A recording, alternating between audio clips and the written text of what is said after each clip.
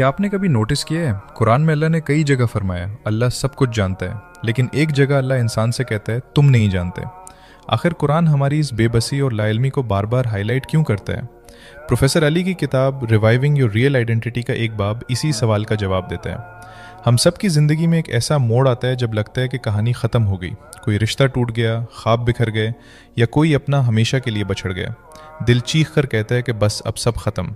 लेकिन कुरान इसी वक्त आपके कान में कहता है ला तदरी, तुम नहीं जानते। साइकोलॉजी में एक टर्म है जिसे फोरकास्टिंग एरर कहते हैं।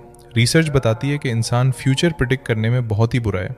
हम सोचते हैं कि ये दुख हमेशा रहेगा, मैं कभी संभल नहीं पाऊंगा, अब कुछ अच्छा हो ही नहीं सकता।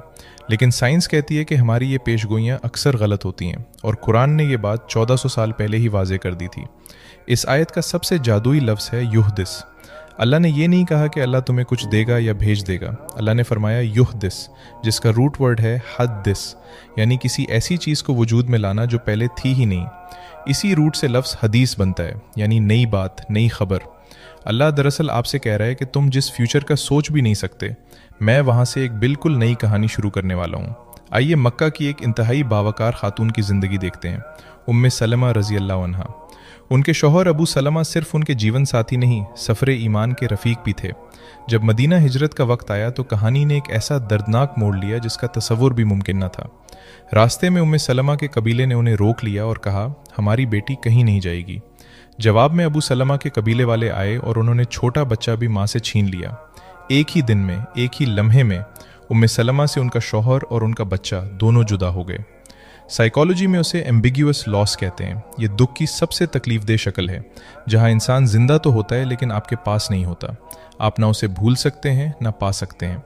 उम्मे सलमा रोज़ मक्का के बाहर जाकर बैठती और रोती रहती, एक दिन नहीं, 2 दिन नहीं, महीनों तक। लेकिन उनकी अजमत देखिए, उन्होंने इस दुख को अपनी पहचान नहीं बनाया, ना अल्लाह से शिकवा किया, ना उम्मीद छोड़ी।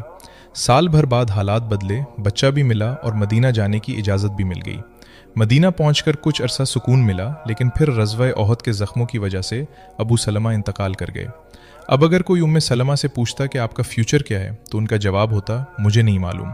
और वाकई उन्हें नहीं मालूम था, क्योंकि अल्लाह ने उनके लिए जो लिख रखा था वो उनकी सोच से भी बहुत बड़ा था। साइकोलॉजिस्ट कैरल ड्वेक की माइंडसेट थ्योरी के मुताबिक 2 तरह के लोग होते हैं।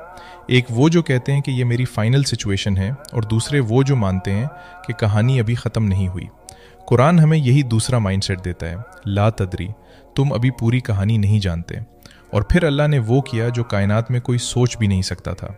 वो खातून जो गम से चोर थीं, रसूलुल्लाह सल्लल्लाहु अलैहि वसल्लम की ज़ौजा और उम्मुल मोमिनीन। और फिर अल्लाह ने वो किया जो कायनात में कोई सोच भी नहीं सकता था। वो खातून जो गम से निढाल थीं, रसूलुल्लाह सल्लल्लाहु अलैहि वसल्लम की ज़ौजा और उम्मुल मोमिनीन बन गई। सुलह हुदैबिया के नाजुक मौके पर उनकी दी हुई हिकमत पूरी उम्मत के लिए मशअल राह बन गई। तब समझ आता है कि अल्लाह ने क्यों कहा था ला तदरी। जब उम्मे सलमा मक्का की रेत पर बैठकर रो रही थीं, उन्हें नहीं पता था कि उनके आंसुओं के पीछे अल्लाह क्या लिख रहा है। और आज जब आप रो रहे हैं तो शायद आपको भी नहीं पता। कुरान का पैगाम सिर्फ ये नहीं है कि सब ठीक हो जाएगा, बल्कि पैगाम ये है कि अल्लाह आपकी ज़िंदगी का सबसे खूबसूरत चैप्टर उस वक्त लिख रहा होता है जब आपको लगता है कि कहानी ख़त्म हो चुकी है।